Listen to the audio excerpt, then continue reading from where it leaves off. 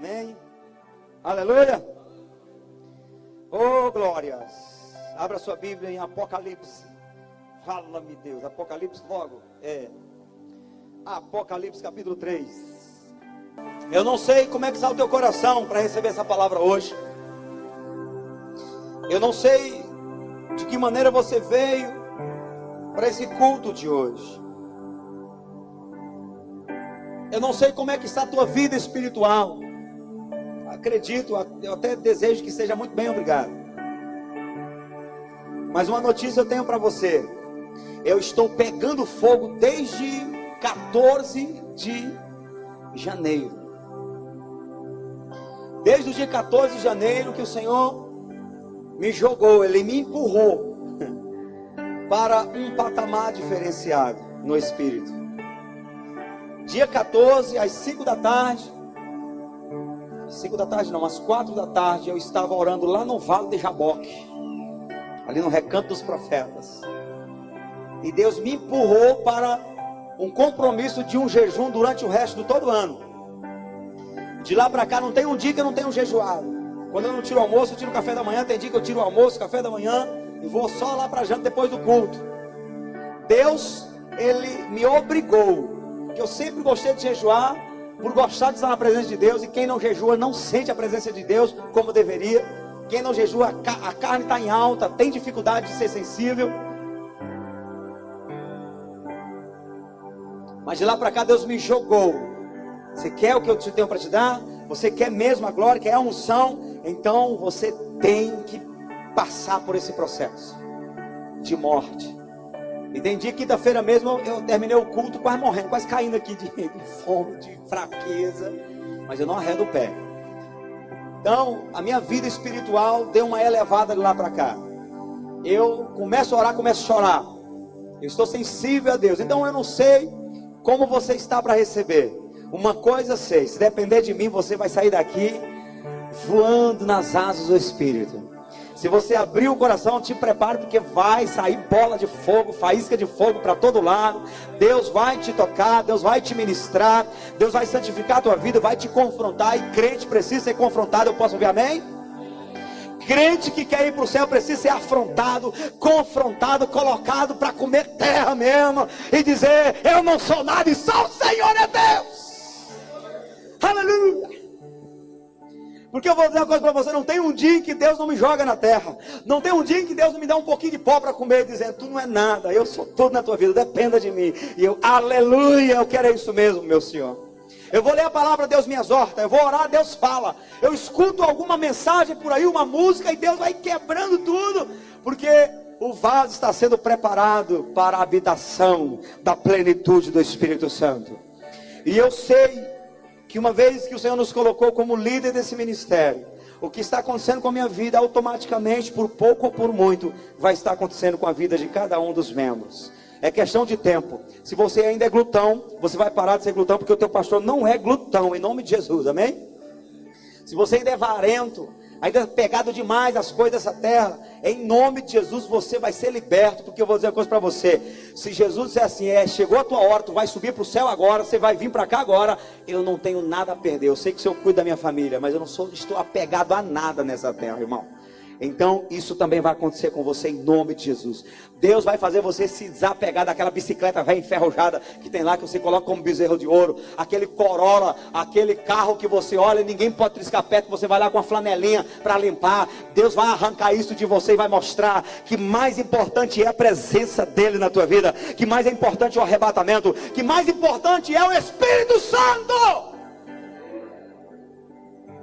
em nome de Jesus. Se você ainda está vivendo uma vida com dificuldade em ser fiel a Deus, ser fiel ao teu cônjuge, o espírito da lascívia, da pornografia, da infidelidade conjugal está rondeando a tua vida, o espírito de pombagira, eu vou te dizer, vai chegar logo, em breve, você vai sentir que esse diabo não tem mais poder sobre a sua vida, porque eu estou queimando esses demônios na sua vida. Eu estou declarando: Senhor, todo espírito de adultério, de prostituição, de lascívia, todo espírito de pombagira que tem rodeado os casais, os jovens, queima, meu Senhor. E eu sei que o Senhor está dissipando faísca, e esses demônios vão ter que sair, em nome de Jesus.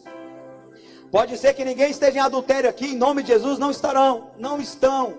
Mas de repente você ainda tem luta para ser fiel, ainda tem luta para conseguir santificar teus olhos. Você não tem que ter luta para isso. Você tem que viver o tempo todo com a sua carne mortificada. Você tem que viver o tempo todo como casa espiritual do Espírito Santo viva dentro de você.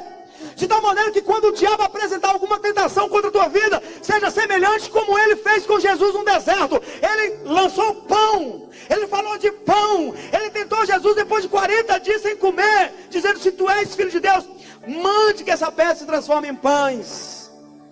E não atingiu a Jesus, porque Jesus estava mortificado. Você não tem que viver nessa peleja: ah, meu Deus do céu, a tentação está grande, pastor, ore por mim.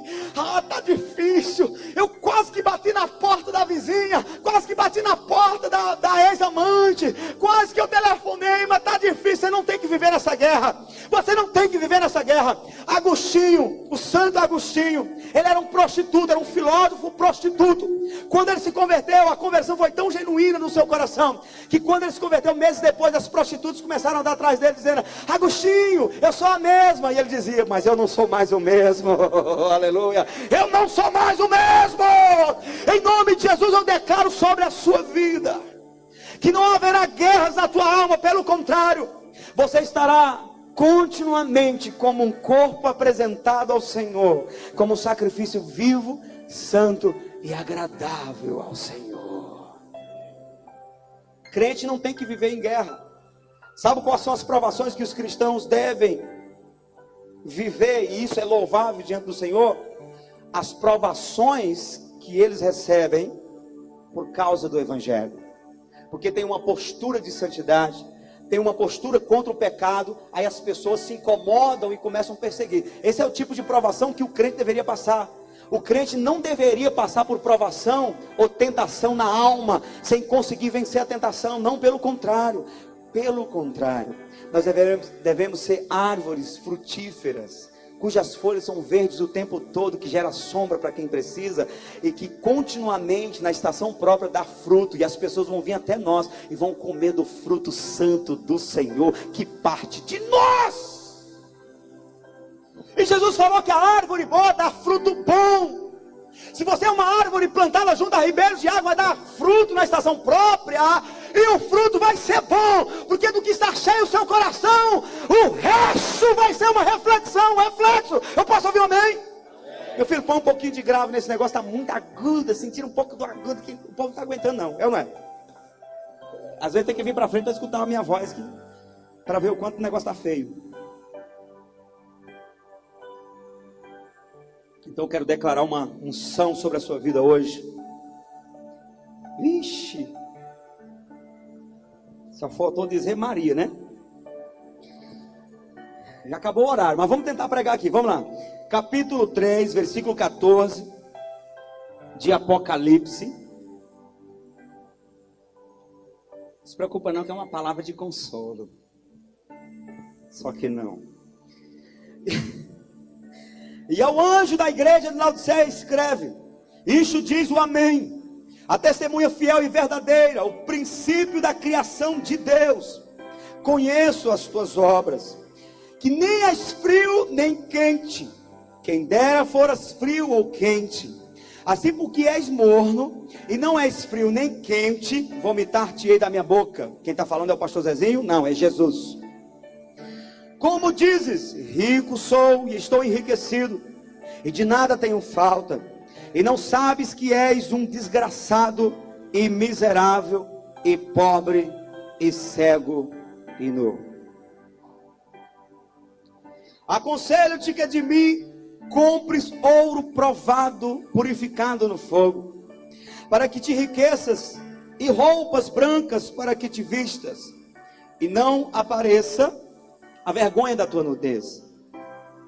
E que unja os teus olhos com colírio para que vejas.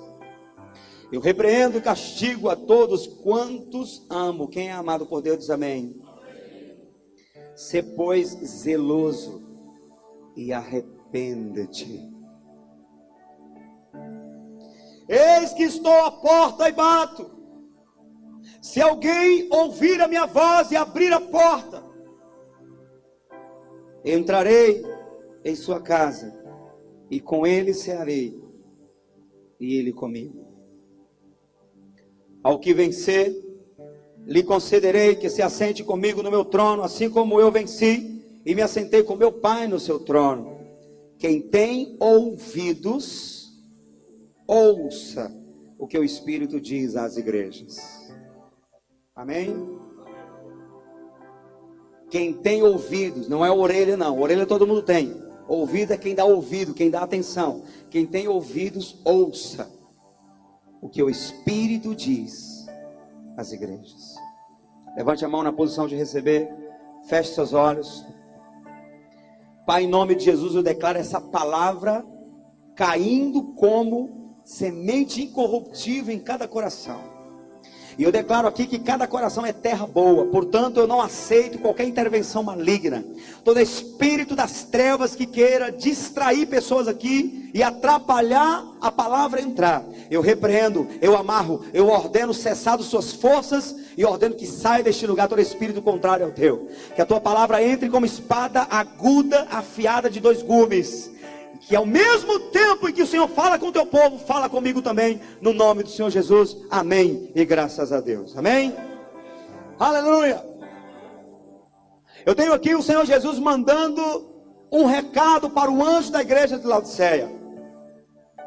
Ele está mandando um recado para a 7ª igreja.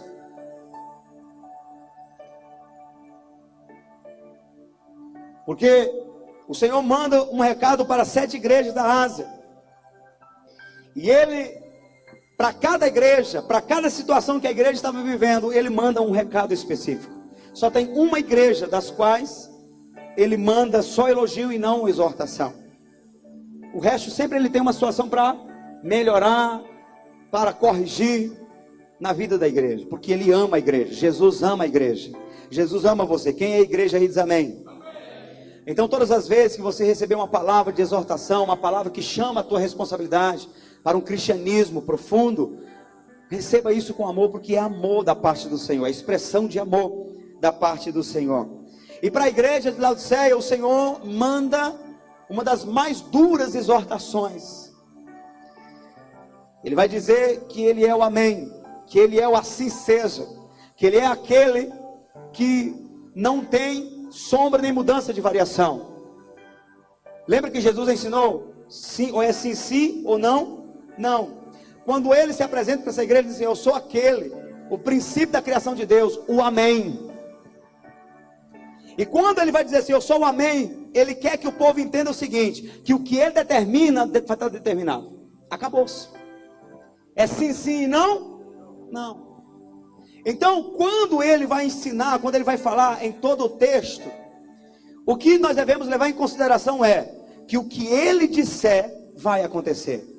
Se eu me arrepender, ele entra na casa. Se eu não me arrepender, ele diz que vai vomitar da minha boca. E devemos lembrar que ele é o amém, que ele é o assim seja.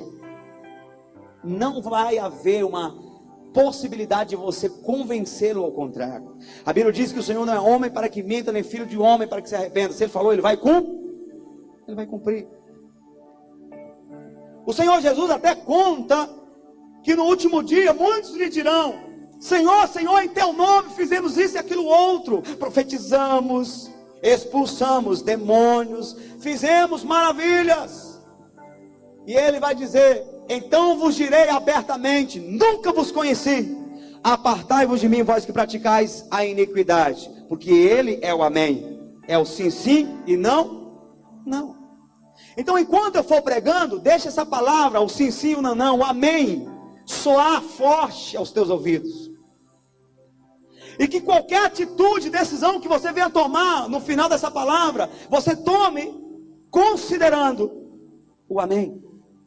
Se você decidir depois dessa palavra sair por aquela porta e continuar vivendo uma vida pecaminosa, uma vida irresponsável, leviana, contra a vontade de Deus, o sim, sim vai acontecer. Ele vai dizer assim: amém, é isso que você quer mesmo? Amém. Vomita você da boca.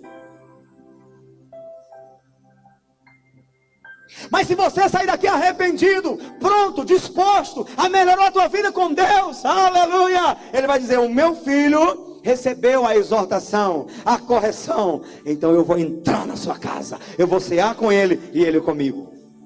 É simples assim. Se eu parasse aqui agora já estava resolvido, porque nós lemos o texto. Mas deixa eu andar um pouquinho mais aqui, aleluia. Balança quem está do seu lado e diga: te prepare, é agora.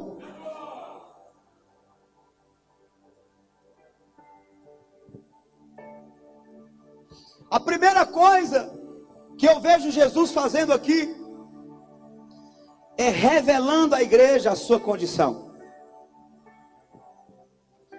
E ele vai dizer, ele vai falar que a igreja está em duas condições. E a primeira que eu vou colocar aqui é a condição de engano. A igreja estava vivendo uma ilusão. Ela estava enganada achando que estava bem. Lembra dos profetas antigos que diziam: ai daquele que diz há paz onde não há paz.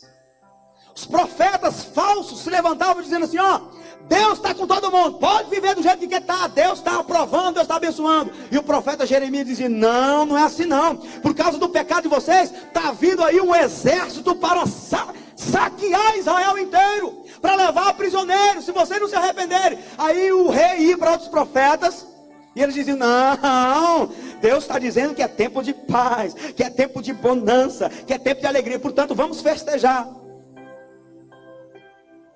E o exército da Babilônia pega todo mundo de surpresa, leva todo mundo, derruba os muros de Jerusalém. Por quê? Porque quando Deus fala através do profeta que o povo não escuta, Deus manda juízo, para que você se desperte. E a igreja de Laodiceia estava vivendo um engano. Ela achava que era rica, ela achava que enxergava, ela achava que estava bem, estava coberta. Mas o Senhor Jesus disse que ela é pobre, miserável, cega e nu. A igreja estava sendo um produto do meio.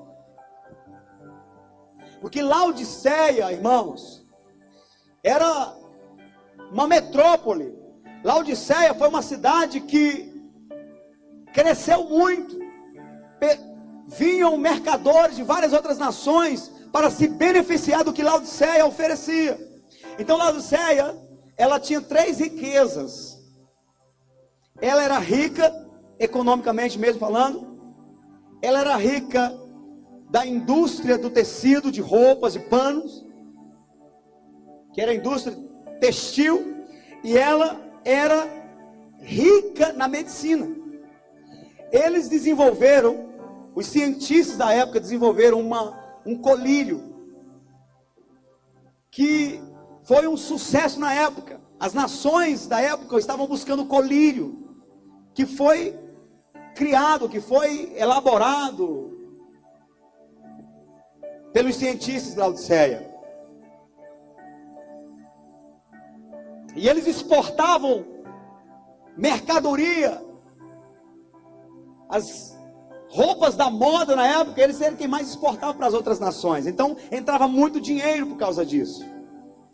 E portanto, a cidade se gabava de ser rica.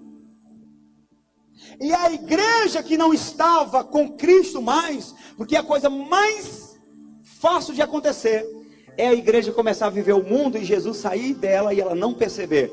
Jesus não estava mais dentro da igreja, ele não era mais o governo da igreja, as pessoas não tinham mais Jesus no coração, elas viviam uma religião, elas viviam uma ilusão. E quando a igreja perde a presença de Jesus, que é a presença do Espírito Santo, sabe o que acontece? Ela começa a tomar forma do mundo. E quando ela começa a tomar forma do mundo, ela entra na característica da cidade. Por exemplo, qual é a característica forte de Teresina? Idolatria, suicídio, pedofilia, são coisas fortes que acontecem aqui. Se a igreja perder o Espírito Santo, daqui a pouco, dentro das congregações, o povo está se suicidando, o povo está idolatrando, daqui a pouco, igual a esposa de Jacó, Raquel, que era uma crente, seguindo o Deus de Jacó, com um ídolo, uma imagem de escultura escondida debaixo da areia. Daqui a pouco, se Jesus sair dessa igreja, se a presença do Espírito Santo sair dessa igreja, sabe o que acontece? Você vai estar tão cego quanto o povo lá do mundo. E o que significa ser cego igual o povo do mundo? O que o povo do mundo pensa em relação ao divórcio? Você vai pensar igual. O que o povo pensa em relação ao suicídio? Não, é uma maneira de você aliviar a sua dor. Você vai pensar igual. O que o povo pensa sobre o sexo antes do casamento? Você vai pensar igual. O que o povo pensa sobre o marido trair a mulher trair o marido? Não, isso aí é normal. Hoje quase ninguém vive fidelidade. Você vai pensar normal. O que o povo pensa a respeito de você assinar um documento errado para vir uma propina para a tua mão? Cara, se você não reagir, meu amigo, você não se dá bem. Você vai começar a pensar igual. Uma igreja cega é uma igreja que anda igual ao mundo. O mundo diz a homossexualidade, isso é a coisa mais normal do mundo. O homem nasceu homem, mas ele só vai realmente definir se ele é homem quando ele decidir: eu vou ser homem, não, eu vou ser mulher. Daqui a pouco a igreja está pensando a mesma coisa. O desvio de natureza é pecado, igual é pecado adulterar, é igual o pecado do vício, de matar, é a mesma coisa. Mas o mundo está querendo prender os pastores e os padres que estão falando mal contra a homossexualidade. Por quê? Porque o mundo está cego. E se você não tiver cuidado, vai ficar cego com o mundo. E te prepare, porque se é plano de Deus permitir perseguição nessa área do Brasil, te prepare, você já tem um pastor preso na cadeia. É por isso que eu estou botando o povo para começar a aprender a orar mais, interceder mais. Porque quando, se eu estiver preso lá na cadeia, se você não orar por mim, eu vou jogar uma praga em você. Porque a minha única esperança, se eu estiver preso na cadeia, é a oração dos irmãos. Porque quando o Tiago foi preso, Herodes decapitou e matou ele. Mas quando a igreja foi orar por Pedro, o anjo foi lá e libertou. Então, se você não orar por mim, você não merece um pastor aqui. Eu sei que alguns já vão dizer: pastor, eu já sabia mesmo, é vingança, eu já não queria mais você aí. Mas se vier a perseguição nessa área, você pode ter certeza, enquanto eu estiver enxergando o mínimo que seja do Evangelho, nós não vamos abrir mão, não vamos comprometer a palavra, não vamos abrir mão para o mundo, porque o Senhor está dia após dia abrindo os nossos olhos, para ver que pecado continua sendo pecado, e pecado lança você para o inferno, pecado afasta você de Deus. É só você começar a orar e jejuar que você percebe o quanto isso é real. Evangelho, cristianismo, não é uma religião, é uma realidade. A igreja de Laodiceia estava cega. E Jesus falou o que para ela? Aconselho-te que de mim adquires colírio para os teus olhos, para que você possa ver, porque você está cega. Eu estou fora do ambiente e você não consegue perceber.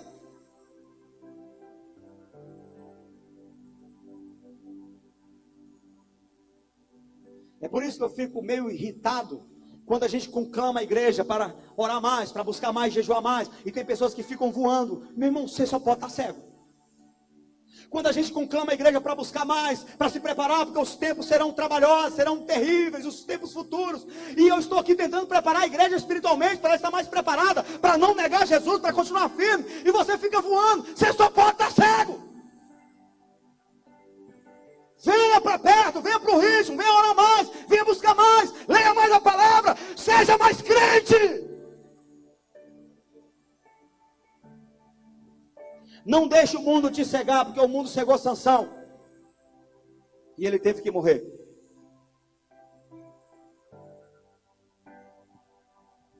Primeiro o diabo cega, depois ele mata.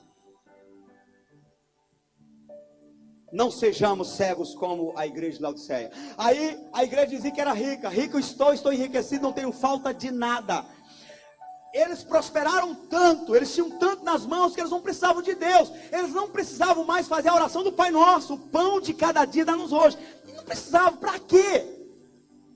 E deixa que quando Jesus ensina o pão de cada dia dá-nos hoje, não é só o pão físico não, é o pão vivo que desceu do céu, que é o próprio Jesus. Quando eu peço, Senhor, me dá o pão de cada dia, aí Deus manda Jesus para dentro de você, Deus dá Jesus para dentro de você. Mas se você vive uma vida tão carnal, tão avarenta, que associa somente as coisas dessa terra, então quando você tem muito na geladeira, você não precisa mais orar. Aí, meu irmão, você vai estar tão miserável, tão pobre, quanto quem está lá fora que não conhece Deus.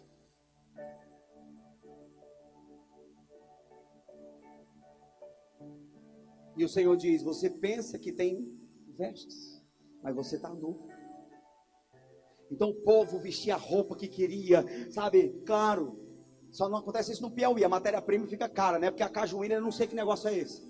A cajuína deveria ser barata aqui, porque é daqui que sai para incentivar a gente a comprar.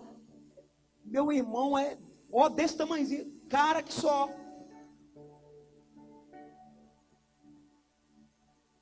Então, mas lá, o povo comprava roupa barata. Lá em Caruaru acontece assim, não acontece? Você compra mais barato lá, porque lá exporta, ou não? É Caruaru?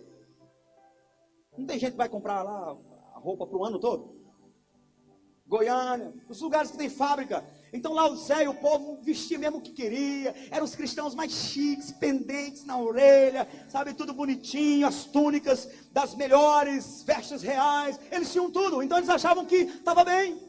É o tipo de crente que achava que porque está com a roupa boa, sabe, está com o cabelo no meio das costas, está com a saiona bem grandona, um vestidão, já está bem. Não guarda a tua língua e o teu coração não, para tu ver se tu não vai queimar no inferno com a tua roupa e tudo.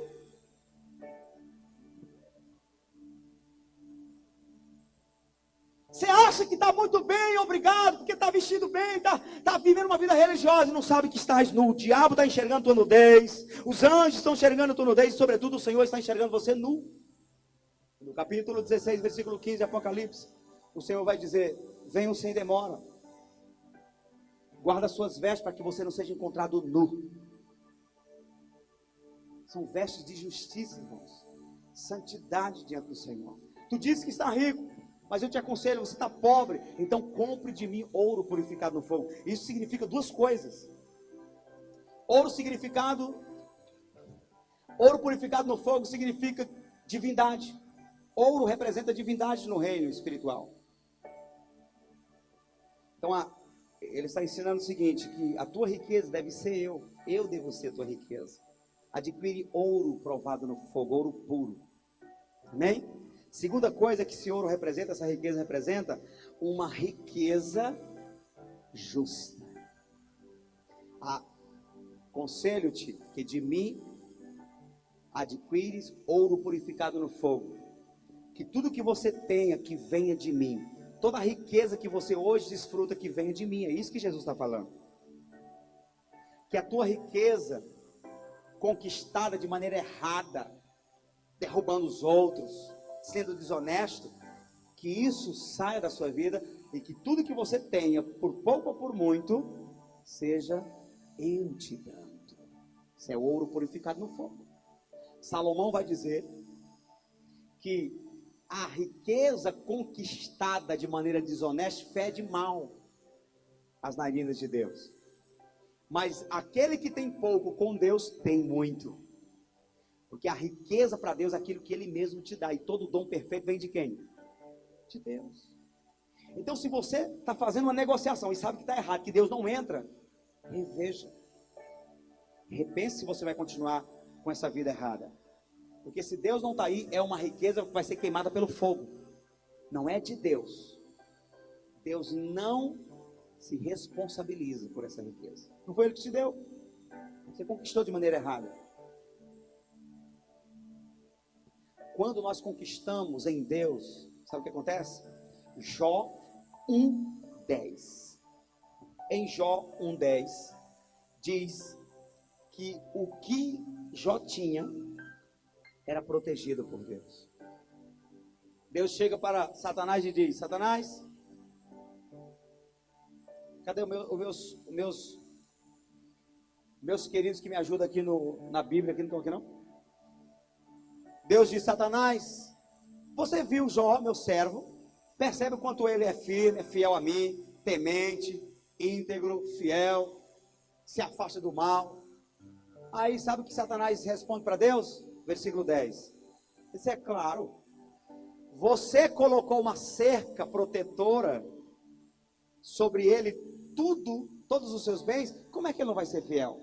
O próprio Satanás enxerga uma cerca protetora. Ele tentava tocar e não tocava, por quê? Porque o que era de Jó vinha de Deus, e o que vinha de Deus o diabo não podia tocar. Precisou Deus permitir. Se Deus não permite, o diabo não tocaria. 1 João 5,19 diz, 5,18, que nós somos nascidos de Deus e o maligno não nos toca. Que o diabo anda ao derredor, bramando como leão, buscando a quem possa tragar, porque ele anda ao derredor, porque ele não pode andar ao redor de quem está santo, de quem está na presença de Deus, porque quando você vive a justiça de Deus, tudo que é teu é de Deus, e o diabo não consegue tomar aquilo que é de Deus.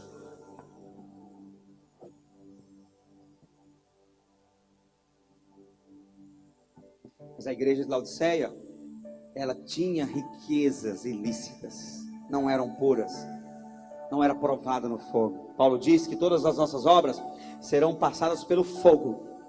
O que foi feito em Deus com a motivação correta vai permanecer, mas o que é palha, feno, madeira, vai ser tudo queimado. Tem muita gente que faz muitas coisas bonitinhas, mas é tudo com motivação errada, vai ser tudo queimado. Nada resultará em galardão.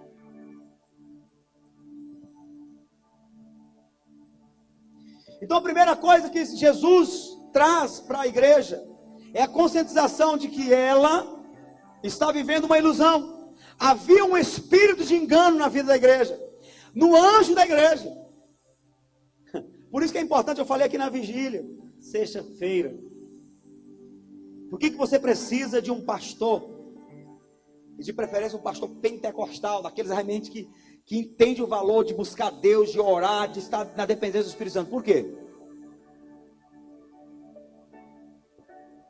Porque nós somos naturalmente tendenciosos a comodismo, a nos acomodar. Se o que está vindo aqui do púlpito não desperta você para melhorar a tua vida com Deus, mas somente passa a mão na tua cabeça e diz assim, amém, para a tua boa vida cristã, a tua tendência vai ser cada vez mais piorar a tua vida espiritual, cada vez orar menos, cada vez ler menos a palavra, daqui a pouco você está morto espiritual e não sabe por quê. Então quem quer ser abençoado por um pastor abençoado diz amém. Então ore todo dia para Deus esquentar mais o coração do teu pastor. Ore, Deus, manda uma bola de fogo, queima ele do pé à cabeça, deixa ele só brasa, não deixa nada de carne nele, porque se o pastor for abençoado pelo Espírito Santo aqui, naturalmente a bênção pega você, meu irmão. Quando o Senhor manda um recado para as igrejas da Ásia, ele não manda para a igreja, ele manda para o anjo, porque se o anjo mudar de postura, a igreja automaticamente vai mudar. Tenho porém contra ti que você fizeste isso, e a igreja está em pecado, então muda, arrependa-te, e a igreja automaticamente estará arrependida. Então o meu desafio aqui, irmão, é fazer com que você perceba o quanto nós estamos tentando viver a vida de Deus, para que você se inspire e venha seguindo atrás. Eu posso ouvir amém? Nós não podemos viver um espírito do engano. Que Deus te prospere, que Deus realmente resolva todos os seus problemas, mas vamos continuar batendo na tecla. Não deixe o mundo roubar Deus do teu coração, não deixe o entretenimento substituir Deus no teu coração, não deixe as riquezas tomar o lugar de Jesus no teu coração, senão você vai para o inferno dentro da igreja.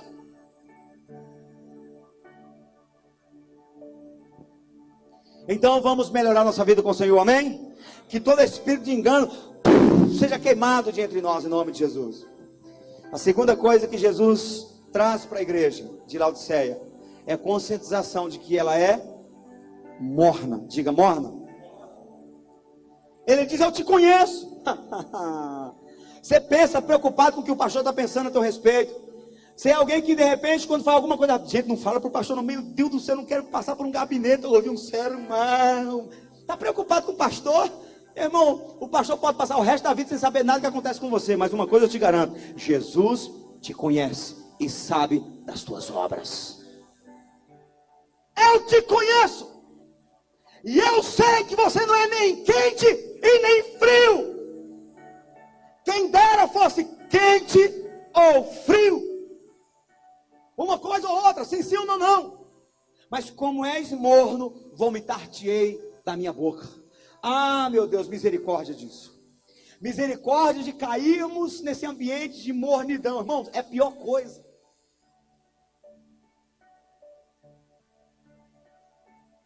Não dizem que se a pessoa quer vomitar é beber uma aguinha meia morna? Taca água morna aqui que daqui a pouco... Porque quente só café e chá. Frio, refrigerante, né? Uma Coca-Colazinha, uma aguinha, assim, H2O, aleluia. Morno, nem caldo.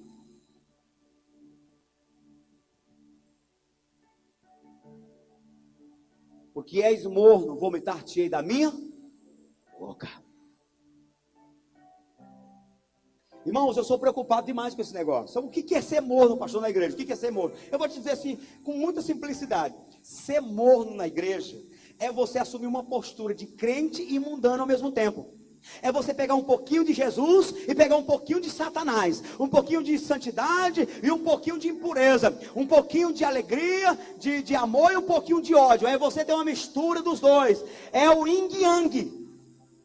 Sabe aquele símbolo da nova era? Que tem uma parte preta e outra parte branca? Assim? Quem já viu?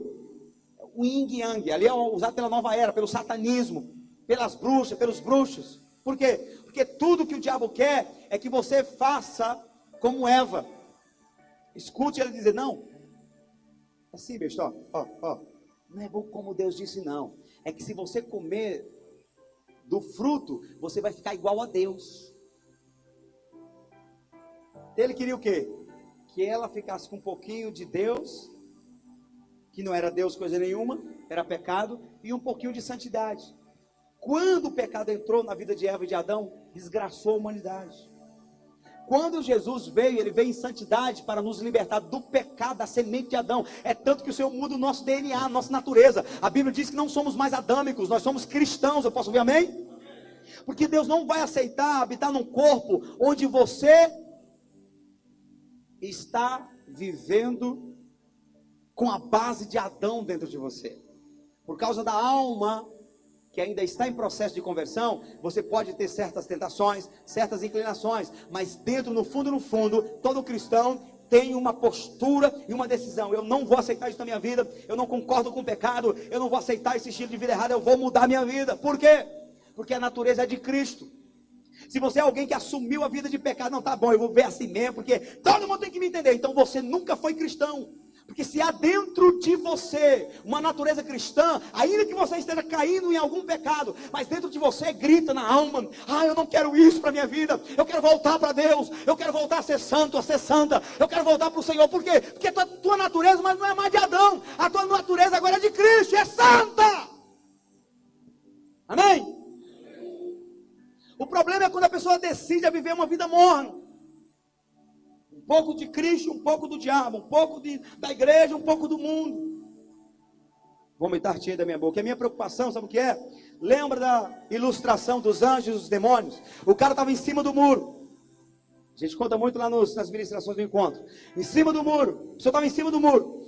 De um lado tinham os anjos chamando, pula daí, venha para cá. Pula daí, venha para o nosso lado.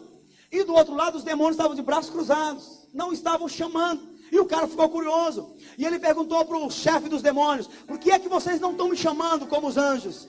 Aí o demônio respondeu, é porque o muro já é nosso, fica em cima que está tudo certo, já é garantido, você pertence a nós. Jesus falou, não podeis servir a dois senhores, ou você serve um e aborrece o outro, ou decide, vai para o outro e sai logo da presença dele. Porque não podeis servir a Deus e a Mamão, o Deus da avareza. Posso ouvir amém, igreja? Posso ouvir aleluia? Ainda tem gente acordada aí? Ainda tem gente disposta a passar mais 5 minutos, amém? Não fique em cima do muro, decida-se para Deus hoje. Balança quem está do seu lado e diga, decida-se hoje. Pastor, mas eu sou crente. Espera aí, mas está crente mesmo de verdade? Não tem que melhorar não? Aleluia. Eu não quero ser morno, nem quero ser frio, eu quero ser quente, aleluia. Eu quero pegar fogo, eu quero continuar amando o Senhor, pegando fogo aqui no meu coração, apaixonado por Jesus. Eu posso ouvir aleluia? É isso, nós devemos buscar. Está quente, quem dera fosse crente, quente. Não seja morno. O morno está em cima do muro, está em cima da janela. Isso é complicado, porque em toda a Bíblia você vai ver pessoas em cima da janela. Quem estava em cima da janela? Eutico. Paulo estava pregando e eu estava em cima da janela. Naquela época não era como hoje. Naquela época eram várias velas, faixas, muita fumaça no ambiente, no auditório. E a fumaça tinha que sair por um local. E o local era a janela. E eu que estava recebendo, estava inalando aquela fumaça. E daqui a pouco ele ficou tonto, deu um sono, caiu e morreu. Paulo teve que orar pelo menino para ele ressuscitar. Quando você fica na janela da indecisão, sabe o que acontece? Deus, aqui dentro da igreja, Deus começa a fazer uma limpeza, começa a queimar pecado, começa a torrar o pecado neste lugar, começa a aprimorar a vida de pessoas, e o sacrifício vivo, santo e agradável vai sendo apresentado para Deus. A fumaça vai saindo. Se você fica na janela da indecisão, essa fumaça vai pegar você. Daqui a pouco, quando você pensa que está crente, você até morreu, caiu da janela. Sai da janela da indecisão. Eu posso ouvir um aleluia? O rei Davi, quando ele estava assumindo o palácio, e ele descobriu que a arca da aliança, que estava na casa de Obed-edom, estava abençoando a casa, estava abençoando a cidade inteira, ali da casa de Obed-edom. Aí Davi disse: eu vou buscar a arca da aliança. E ele pegou os seus soldados, e ele pegou todo mundo, e vamos buscar a arca da aliança. E aí de repente, quando Davi chega, a Milca, filha do rei Saul, que era a esposa de Davi, quando ela percebe Davi entrando, bailando, sabe, adorando o Senhor, a Bíblia diz que Davi tirou as vestes reais. Naquele momento Davi olha para Deus e diz: eu não sou rei, eu sou apenas um adorador que adora o Rei dos Reis e Senhor dos Senhores. E a palavra diz que Davi bailava na presença de Deus e dançava diante do Senhor, e todo mundo entrou naquela adoração, e as pessoas reverenciavam, porque sabiam do temor de Deus que havia no coração de Davi. Sabiam que ele não estava sendo um menino, que ele não estava sendo imaturo, ele estava oferecendo uma verdadeira adoração para Deus, e todo mundo estava recebendo e celebrando juntamente com ele. Mas a esposa dele olhou para ele e disse: você é uma vergonha para Israel, você agiu como qualquer vagabundo. E ele olha para ela e diz: olha, eu estou adorando o meu Deus, que rejeitou o teu pai e me aceitou como rei, e você por causa disso vai ficar estéril, não vai ter mais filho. E ela foi amaldiçoada. Eu não sei se porque ele não teve mais relação com ela, ou se porque realmente a madre dela foi fechada, mas ela foi amaldiçoada, porque ela corrigiu o rei no momento pentecostal dele, no momento da adoração. Ela não entendeu aquilo. Por que ela não entendeu? Porque ela estava na janela. A Bíblia diz que ela ficou da janela olhando. Todo mundo do palácio redesceu e foi contemplar, e foi adorar a Deus juntamente com Davi, mas ela ficou observando a janela. Janela é lugar perigoso. Por que janela é lugar perigoso? Porque janela é o local da casa onde você está com o pé dentro da casa, mas está com a mente e os olhos do lado de fora. Tem gente que está dentro da igreja, está com o pé na igreja, participando dos cultos da igreja, mas os olhos estão no mundo, querendo viver a prostituição lá fora, querendo ir lá para o carnaval do inferno, festa da carne. Se você está aqui com o coração desejoso de ir para o curso, de ir para o carnaval, de ir para Pedro II, para Floriano, eu vou dizer uma coisa para você: você está na janela. Haverá uma maldição sem precedente para a tua vida, e não é o pastor que diz, é a palavra. Se você decidiu estar na casa de Deus, coloca o teu pé e fala como Davi: uma coisa peço ao Senhor, e eu vou me esforçar, eu vou buscar o tempo todo, e é que eu possa habitar na casa do Senhor para sempre. Se eu decidir ir para a casa de Deus, é lá que eu vou estar. Salmos 23 termina com o salmista dizendo, Davi dizendo: certamente que a bondade e a misericórdia do Senhor habitarão na minha vida para sempre, estarão na minha vida, e eu habitarei na casa do Senhor por longos dias, para sempre. Meu irmão, se você reconhece Jesus como teu pastor, decidiu andar com ele, então para de ser morno, para de ser frio, seja que fique teus pés aqui, fica na presença de Deus.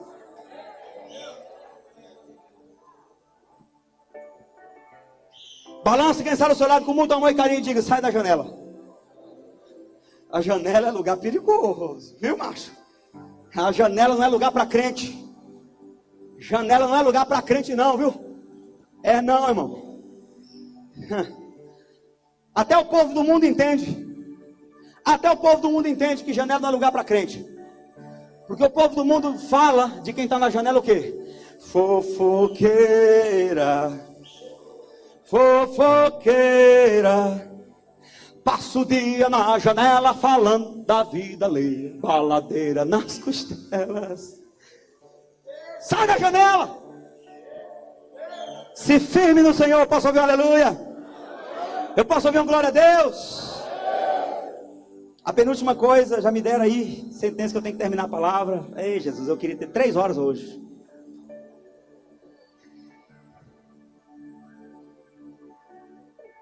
A penúltima coisa que eu quero dizer aqui. O último versículo, o Senhor Jesus fala assim, ó, quem tem ouvidos, ouça o que o Espírito diz nas igrejas. Se é Jesus que se apresenta dizendo, eu sou o alfa, o ômega, eu sou o primeiro, eu sou o princípio da criação de Deus, eu sou o amém. Se é Jesus que diz assim, eu estou à porta e bato, se alguém ouvir a minha voz e abrir a porta, eu entrarei em sua casa com ele, cearei ele comigo. Como é que ele vai terminar o texto dizendo, se alguém tem ouvidos, ouça o que o Espírito diz às igrejas? Como é que Jesus está falando e no final ele diz que é o Espírito que está falando? O Senhor quer nos ensinar algo aí. E o que o Senhor me ensina é que Deus não faz nada sem o Espírito Santo.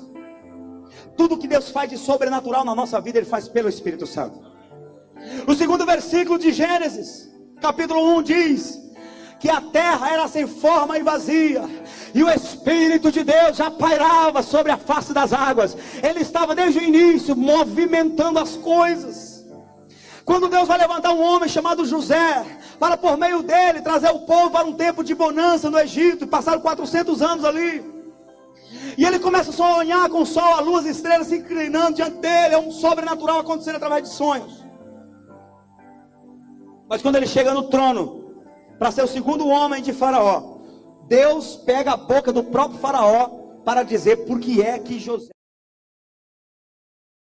Faraó diz assim, ó, quem em todo o Egito teria capacidade de administrar com tanta sabedoria alguém diferente desse homem que tem o Espírito de Deus? Faraó diz, ele é diferente. E Faraó estava rodeado de homens sábios, magos, feiticeiros e homens intelectuais, homens que realmente saberiam administrar várias partes do Egito. Mas ele disse, não, esse aqui é diferente, esse tem algo a mais, ele tem o Espírito de Deus. Tudo que Deus faz, Ele faz pelo Espírito Santo. José era cheio do Espírito Santo. 400 anos depois, Deus pega um homem chamado Moisés, que era gago, e Deus diz, você vai libertar meu povo do Egito.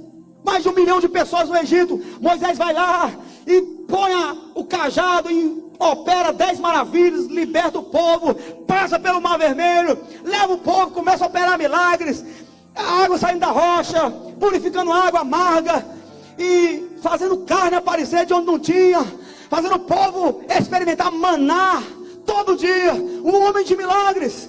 E quando Deus vai dizer qual era o segredo de Moisés, Ele diz, Moisés, pega 70 homens que eu vou fazer deles igual a ti. Como, Senhor? Eu vou tirar o Espírito que está em você e vou dividir com eles. Eu acredito que nesse momento pode ter passado na cabeça de Moisés, rapaz, eu pensava que eu estava com a bola toda, eu pensava que era eu mesmo assim que tinha, sabe, um poder aqui no cajado, alguma coisa. Não, era o Espírito de Deus, o Espírito Santo se movendo, e Moisés fazia todas aquelas coisas. Na hora do Mar Vermelho, em algum lugar da Bíblia vai dizer que o Espírito do Senhor começou a soprar o mar e dividiu em dois. O Espírito do Senhor. Davi começou a matar leão, urso, derrubou o gigante Golias, tirou a cabeça dele, e o povo começou a dizer, Davi é homem que mata 10.000 soldados inimigos sozinho. Mas antes disso acontecer, capítulo 16, versículo 13 de 1 Samuel vai dizer que quando o profeta ungiu a Davi, o Espírito Santo se apossou tão possantemente dele, que a partir de então ele não viveu mais igual. Tudo que Deus faz por meio do Espírito Santo. Se alguém tem ouvidos, ouça o que o Espírito diz às igrejas. Nós não podemos ignorar a presença do Espírito Santo. Ou somos dependentes do Espírito Santo, ou não iremos a lugar nenhum, igreja. Quem quer ser usado por Deus diz amém? Então considere o Espírito Santo. Comece a respeitá-lo e conviver com ele como o Deus que ele é. Porque ele é Deus na terra. Aí Jesus vem 100% homem, mas 100% Deus.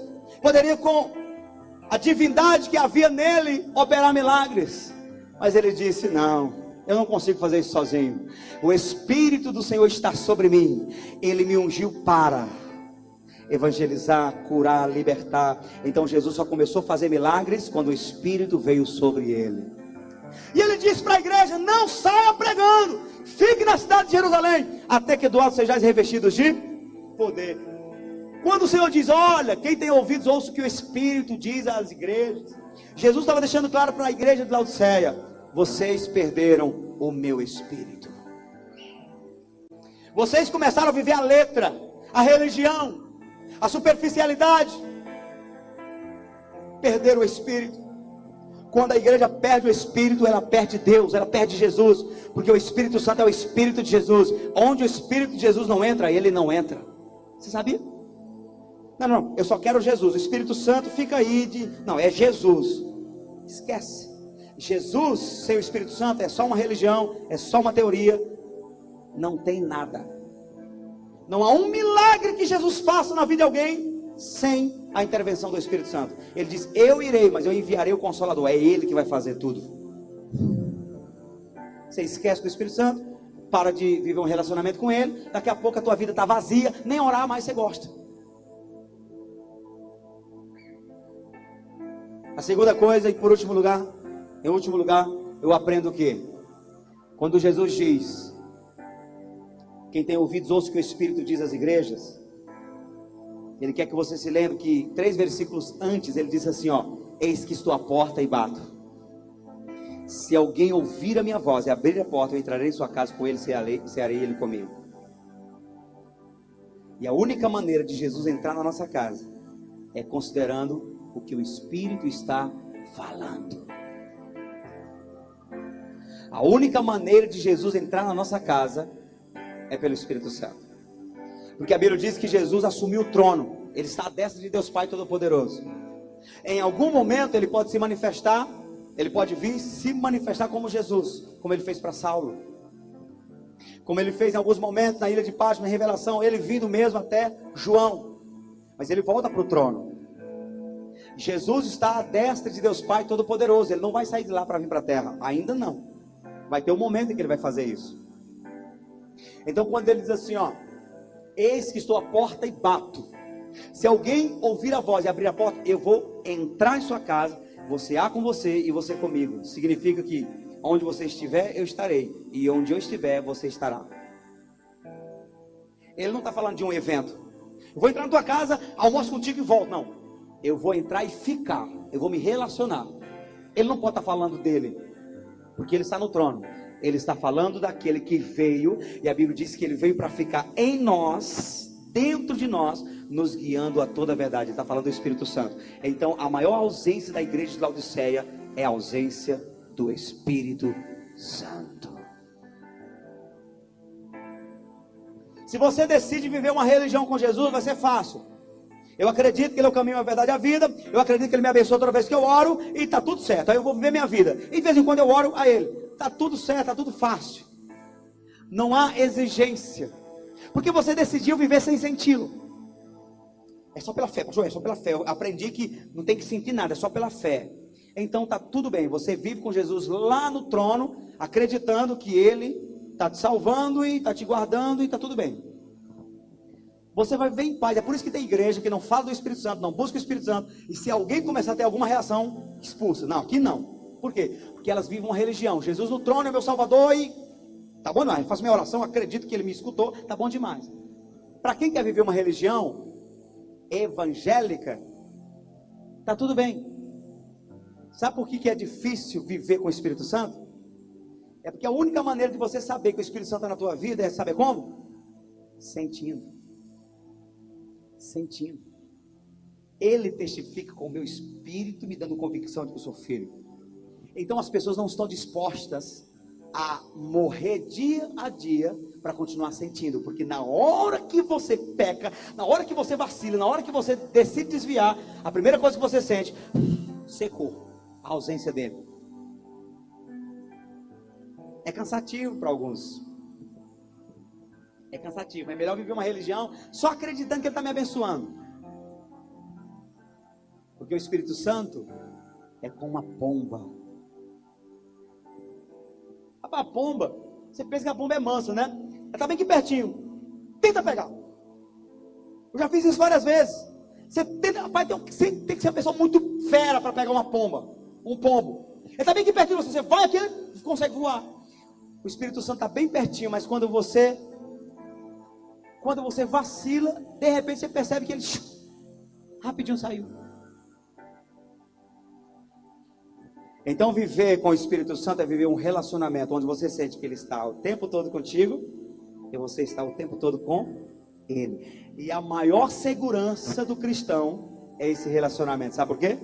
Porque na hora que você percebe a ausência dele, imediatamente você volta a orar. Você volta a buscar. As pessoas que não gostam de orar, não gostam de jejuar, não, sabe, vive uma vida livre em relação a isso. Sabe qual são as pessoas? As pessoas que não têm o Espírito Santo. Elas têm uma religião, um Jesus histórico. Elas não têm o Espírito Santo, porque elas não têm necessidade do Espírito Santo. Orar para quê? Para quê? Mas quem começou a pisar no Santo dos Santos, e um dia sentiu a glória dele, não consegue mais viver em outro lugar. Quando eu começo a me secar, quando eu começo a perceber que ele está indo, eu faço tudo.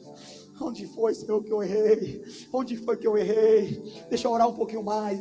Aí eu pego a Bíblia, eu leio um capítulo, leio 2, leio 3, e deixo alguma coisa se resolvendo, porque eu não quero perder a presença dele. Isso é uma proteção para mim. Porque enquanto eu busco melhorar minha vida para me relacionar com o Espírito Santo, o diabo perde espaço na minha vida. Você se acomoda, não busca o Espírito Santo, daqui a pouco você está cheio de Deus, está cheio de rancor no coração, está cheio de mágoas e maus pensamentos, porque secou-se o vaso, secou-se a casa, aí vem 7 espíritos piores, achou a casa adornada, varrida, sem o Espírito Santo, entra dentro.